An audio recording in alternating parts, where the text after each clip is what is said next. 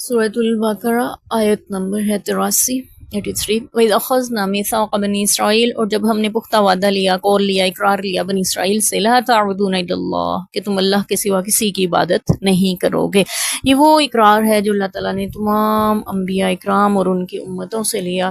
ہر نبی کی دعوت یہی رہی ہے، لا الہ الا اللہ، یہاں تک کہ ہمارے نبی پاک صلی اللہ علیہ وسلم نے بھی ہمیں جو کلمہ اللہ تعالیٰ نے ان کے ذریعے عطا کیا وہ بھی یہی ہے، لا الہ الا اللہ۔ تو سب سے پہلا وعدہ جو بنی اسرائیل سے لیا گیا وہ یہ کہ اللہ کے علاوہ کسی کی عبادت نہیں کرو گے۔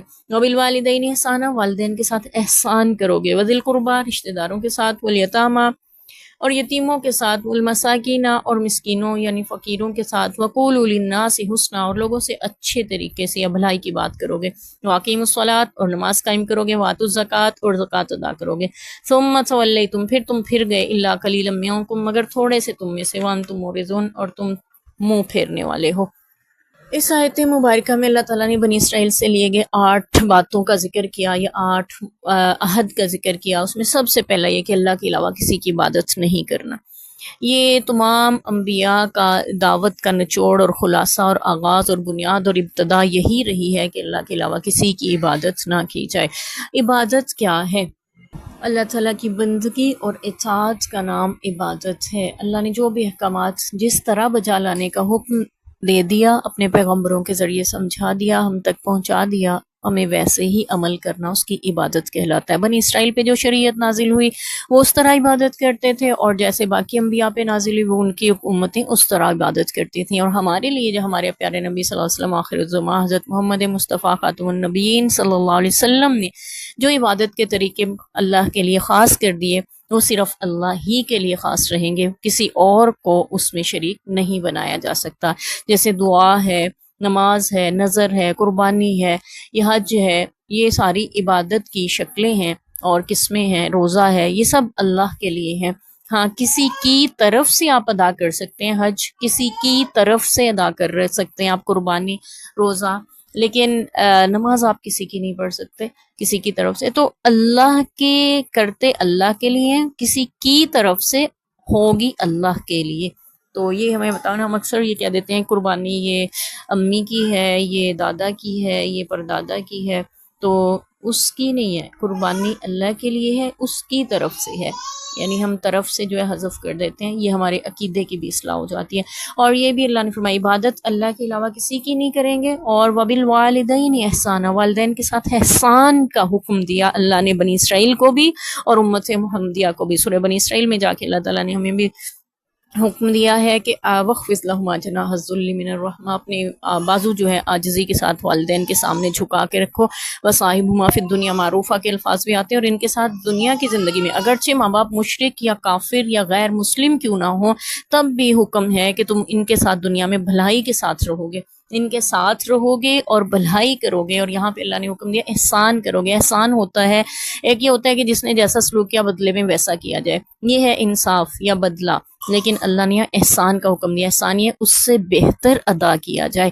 والدین نے جو کچھ کیا اپنی بساط کے مطابق، اپنی استطاعت کے مطابق، آپ اس سے بہتر بدلہ ان کو دیں، آپ ان کے ساتھ اچھا سلوک کریں گے۔ اور قرآن پاک کے مطابق آتا ہے کہ ان کے سامنے وَلَا تَقُل لَهُمَا اف، جب وہ بڑھاپے کی عمر کو پہنچ جائیں تو اف بھی کہنے کی اجازت نہیں ہے ان کے سامنے۔ تو والدین کے ساتھ احسان اللہ کی عبادت کے ساتھ اللہ نے ذکر کیا اس کا، جہاں بھی قرآن پاک میں آتا ہے اکثر جگہوں پہ ہم یہی دیکھتے ہیں کہ اللہ نے اپنی بندگی کے فوراً بعد اگر کسی کی اطاعت کا یا کسی کے ساتھ حسن سلوک کا حکم دیا تو وہ والدین کے ساتھ دیا ہے اپنے، کیونکہ اللہ تعالیٰ ہمیں تخلیق فرمانے والے ہیں اور والدین ہمیں پیدا کرنے والے، دنیا میں لانے کا سبب بننے والے ہیں، تو اس لیے ان کا بھی اللہ نے حق اپنے فوراً بعد ذکر کیا ہے۔ والدین کے ساتھ احسان کا حکم ہے، ان کے ساتھ احسان کیا جائے گا، بدلہ نہیں چکایا جائے گا۔ بہترین سلوک جو آپ کر سکتے ہیں اپنی استطاعت کے مطابق وہ ان سے کیا جائے۔ ذی القربیٰ اور رشتہ داروں کے ساتھ بھی اچھا سلوک کرنے کا حکم ہے، اور رشتہ داروں کے بارے میں آتا ہے کہ آپ ان سے جتنا اچھا سلوک کریں گے، جتنا بھی سلوک لوگوں کے ساتھ اچھا کریں گے اس کا بھی اجر ہے، لیکن جو رشتہ داروں سے کریں اس کا دوہرا اجر ہے۔ والیتامیٰ، اور یتیموں کے ساتھ، یتیم وہ ہے جس کے سر پہ باپ کا سایہ نہ رہے، اور یتیمی کی عمر کہی جاتی ہے لڑکے کے لیے بلوغت تک ہے، اور لڑکی کی جب شادی ہو جائے تو اس کی یتیمی ختم ہو جاتی ہے۔ تو یہاں پہ یتامہ یتیموں کے ساتھ بھی اس نے سلوک کا حکم ہے. بنی اسرائیل کو بھی اللہ نے معاشرتی آداب سکھائے، یتیموں سے حسن سلوک کا حکم دیا، اور اسی ضمن میں اللہ نے امت محمدیہ کو بھی ارشادات فرمائے ہیں. اور مساکینہ، مسکینوں کے ساتھ، مسکین وہ ہوتا ہے جو ایک ایک دو دو لقموں کو ترستا ہو، یعنی جس کے گھر کا گزر بسر ٹھیک سے نہ ہوتا، گزارا نہ چلتا، اس کو مسکین کہا جاتا ہے. فقیر کو بھی مسکین کہہ سکتے ہیں. ان کے ساتھ بھی اچھا سلوک کرنے کا حکم ہے. اور حدیث پاک میں آتا ہے کہ ایک صحابی رسول نے عرض کیا تھا، اللہ کے رسول اس کا دل سخت ہے، یعنی اپنے دل کی سختی کی شکایت کی. آپ نے فرمایا یتیم کے سر پہ شفقت کا ہاتھ رکھ، مسکین کو کھانا کھلا، اللہ تیرے دل کو نرم کر دے گا. اور ساتھ ہی ذکر کیا، اور یہ بھی آتا ہے کہ وہ گھر اللہ کو بہت پسند ہیں جہاں پہ یتیموں سے اچھا سلوک ہوتا، اور وہ دنیا میں بہت برے وہ گھر اللہ کی نظر میں، حدیث پاک کا مفہوم ہے، جہاں پہ یتیموں سے برا سلوک ہوتا ہو. اس لیے یتیموں کے بارے میں خاص طور پر حکم دیا گیا. اور بنی اسرائیل کو بھی یہاں پہ حکم ہو رہا، وَقُولُوا لِلنَّاسِ حُسْنًا، لوگوں سے بھی بھلائی کی بات کرو، یعنی لوگوں سے بھی جو بات کریں اچھی بات کریں، بھلائی کی بات کریں، خیر کی بات کریں، ان کے فائدے کی بات کریں. خیر خواہی دین کا نام ہے، دین خیر خواہی کا نام ہے. آپ خیر خواہ ہو جائیں، آپ دیندار ہیں. آپ اپنے بھی خیر خواہ ہو جائیں، دیندار ہیں. لوگوں کے بھی خیر خواہ، اپنوں کے بھی خیر خواہ، یہ دینداری ہے.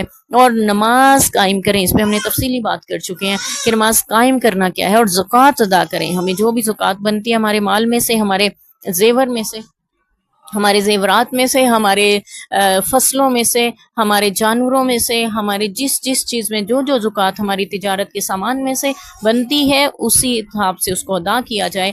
اور پھر اللہ فرما رہی ہے ہم نے 8 باتوں کا ان سے وعدہ لیا بنی اسرائیل سے. اللہ ان کو یہ اپنا عہد بھی یاد دلانے، پیچھے بنی اسرائیل کے انعامات جو اللہ نے فرمائے وہ سارے ذکر کیے، پھر ان کے جو گروہ تھے ان کا ذکر کیا. اب یہاں پہ اللہ تعالیٰ مزید بتا رہے ہیں کہ ہم نے تم سے یہ وعدے بھی لیے، لیکن تم ثم تولیتم، لیکن تم پھر گئے، الا قلیلا منکم، مگر تھوڑے سے تم میں سے، تھوڑے سے لوگ نیک بھی تھے ان میں، ایسا نہیں کہ سارے بنی اسرائیل برے تھے، تھوڑے سے تم میں سے جو تھے وہ نیک رہ گئے، جو عمل کرنے والے تھے. وانتم معرضون، اور تم منہ پھیرنے والے ہو. پہلے بھی ہم پڑھ چکے کہ یہ کیسے اللہ کے احکامات سے منہ پھیرتے تھے. منسلوا کے اترنے پہ اعتراض، کبھی میدان طیہ پہ رہنے پہ اعتراض، تو کبھی اللہ کے حکم پہ شہر میں داخل ہونے کے اس پہ اوپر بھی الٹ کام کرنے لگے. تو یہاں پہ بھی اللہ فرمائے تم منہ پھیرنے والے ہو، ہم جانتے ہیں تمہیں، تمہاری خصلتوں سے واقف ہیں. تو یہاں پہ بھی بنی اسرائیل نے بھی ایسا ہی کیا. تو اللہ تعالیٰ اس سارے قصے اور بات کو ذکر کر کے ہمیں تنبیہ دے رہے ہیں، ہمیں سبق دے رہے ہیں، ہمیں بتلا رہے ہیں کہ تم ویسے ہی نہ ہو جانے. یہ وہ قوم ہے جس کو اللہ نے معزول کیا ہے اس کے عہدے سے. تو اب تمہیں اس پہ اگر اللہ تعالیٰ منصب آپ کو فائز کر رہے ہیں اس منصب پہ، تو اب تم ایسے نہ ہو جانا کہ تم اس عہد و پیمان کو بھول جاؤ، بلکہ تم اس پہ عمل کرنے والے بننا. اللہ تعالیٰ عمل کی توفیق دیں. آمین.